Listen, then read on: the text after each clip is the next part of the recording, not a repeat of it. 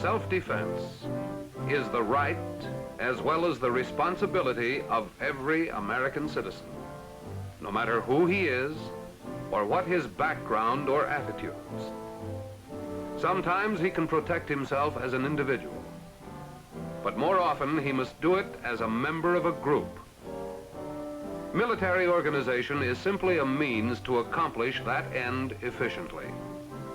The basic purpose of professional authority in the U.S. Navy, therefore, is to enable each man, as part of a combination of men, to defend himself and his country more effectively than he could through his own efforts alone.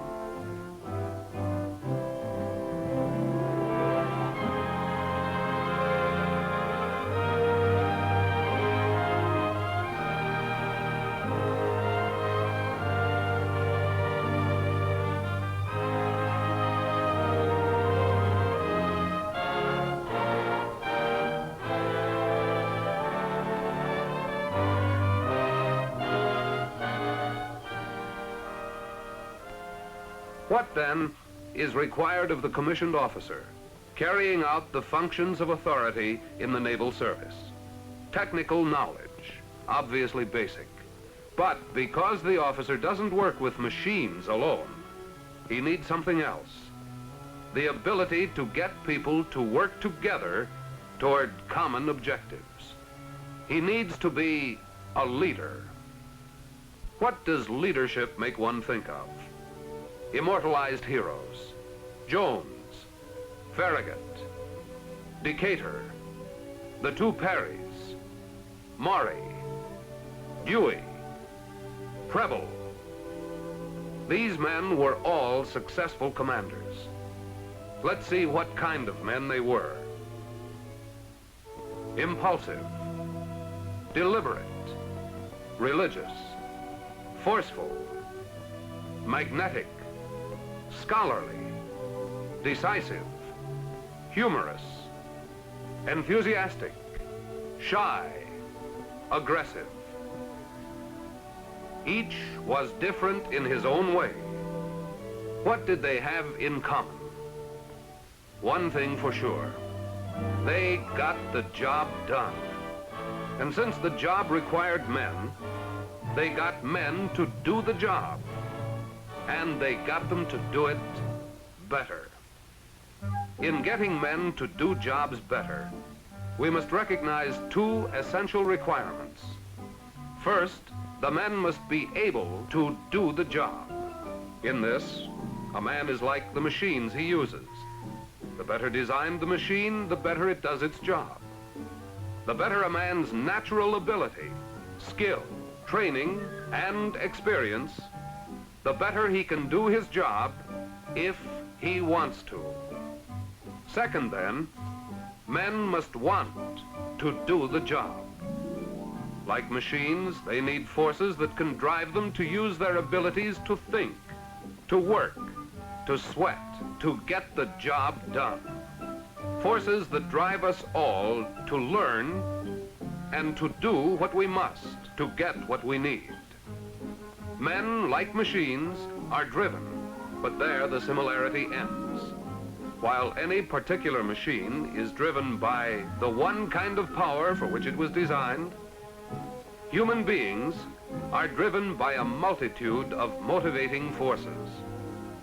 Baby wants food. Mother wants to feed him. Man wants a job. Boy wants to meet girl. Some people want service. Others want to serve. All driven by this human motive power. All seeking satisfaction for their special needs and aspirations. Some successfully, some unsuccessfully. Yeah, it's about time old Jughead gave me a chance. You know, I'm gonna go up for first class.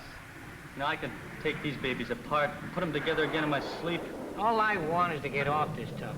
I got a kid a year old I ain't even seen yet. I want to go home. These sailors have needs. So has everyone else. Take this wardroom scene. Double sixes. Hey, Romeo, it's your play. You still worried about that blonde, or are you sweating out that promotion? Both.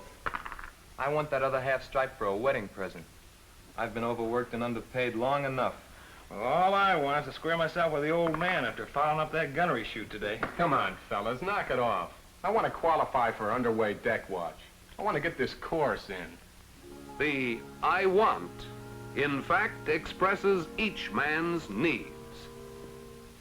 Such are the wants, the needs that power the human machine, that influence human behavior. Let's take a man, any man. It's how any man's driving needs are satisfied that determines whether he is a happily balanced or sadly unbalanced personality. A man's personality is the summation of all he has been, all he now is, and all he ever hopes to be. His total ingredients for living and doing a job. What these ingredients are and how they are integrated, what kind of personality they produce, will all have some bearing on the manner in which the individual can make an adjustment to the ever-changing circumstances and requirements of life, to the environment in which he lives. Environment doesn't mean merely a farm in New England or a carrier at sea. It means all of the circumstances to which the individual must react. Some make no difference.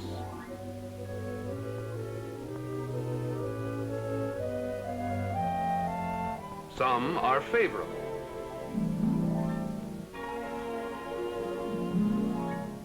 Some are unfavorable.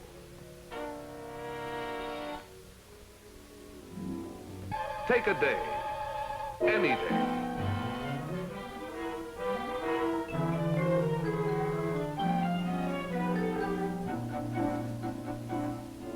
In the Navy, the unfavorable circumstance might be an overheated classroom, a cold, wet night on the forecastle, a fouled-up watch list, an irritating shipmate, complex working or fighting equipment, a sick family, an over-solicitous mother, or even a difficult senior officer. These unfavorable circumstances are stresses. Everybody is constantly seeking a reduction in the tensions caused by the stresses. When a man succeeds in reducing tensions, when he gets what he needs or is satisfied with what he gets, when he can handle the uncomfortable stresses he meets, he is emotionally balanced, adjusted. The way a man's personality is able to adjust to the ever-changing stresses in his life, minute to minute, hour to hour, day to day, is the real measure of his emotional fitness. If he cannot handle the stresses of his environment, he is emotionally out of balance, maladjusted. All of us, at times, show evidence of maladjustment to some degree in the form of minor failures, depressions, errors of judgment, inefficiency, irritations, and other deviations from ideal behavior. We all swing between adjustment and maladjustment. At any point, short of complete success, we may give up reasonable attempts to adjust and resort to the unreasonable. This might occur as a result of the environmental stresses becoming too tough for the personality, or the personality becoming too weak for the environmental stresses. When the battle of adjustment becomes really tough, we are frustrated and naturally try to escape. But since physical flight is, in most cases, impossible, we may seek escape psychologically through various flight reactions, such as daydreams, caulking off, timidity, sickness, alcoholism. In such flight reactions, the personality suffers. Or frustration may result in fight reactions.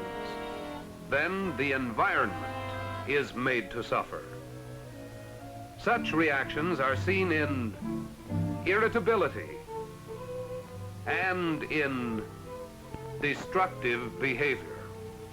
Sometimes it is possible to have a mixture of both the fight and the flight reactions, such as a pugnacious drunk. And in the Navy, as anywhere else, the fight reaction can also take the form of actual criminal offense.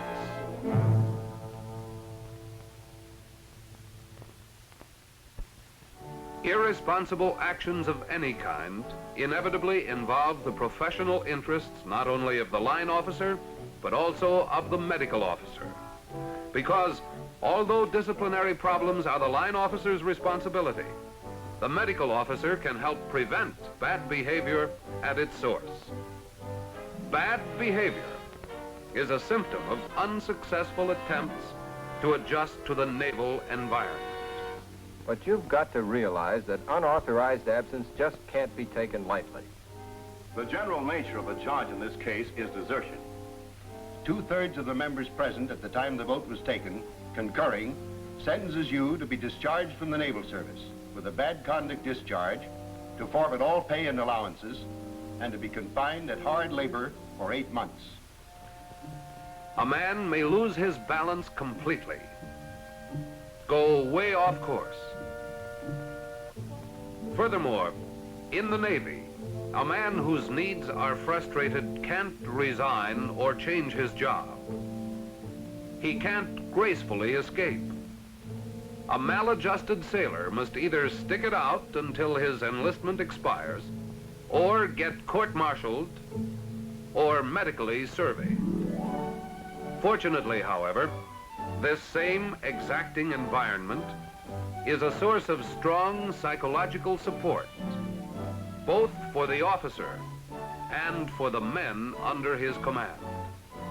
Military discipline itself is a primary support because it enables the individual to fit into an orderly system. Being a member of an organized group, belonging, sharing the responsibilities and privileges of military life, offers a basis for emotional stability to every man. And the junior officer can give his men even further psychological support by recognizing them as individuals, by trying to understand the driving needs and aspirations behind their behavior. He can help them toward a successful adjustment to Navy life.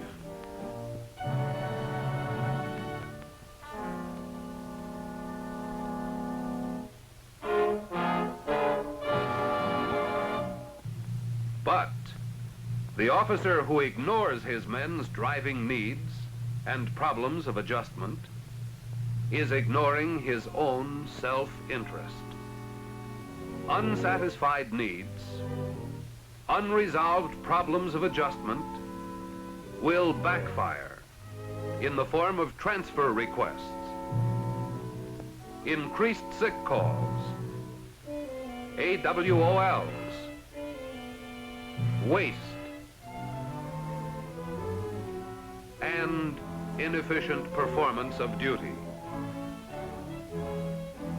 The common denominator in all our successful naval leaders has been they got the job done. If you are going to be a successful naval leader, your men must want to do the job. They will if they achieve healthy emotional balance. You can help them achieve this balance by your understanding of the adjustments necessary within the naval environment.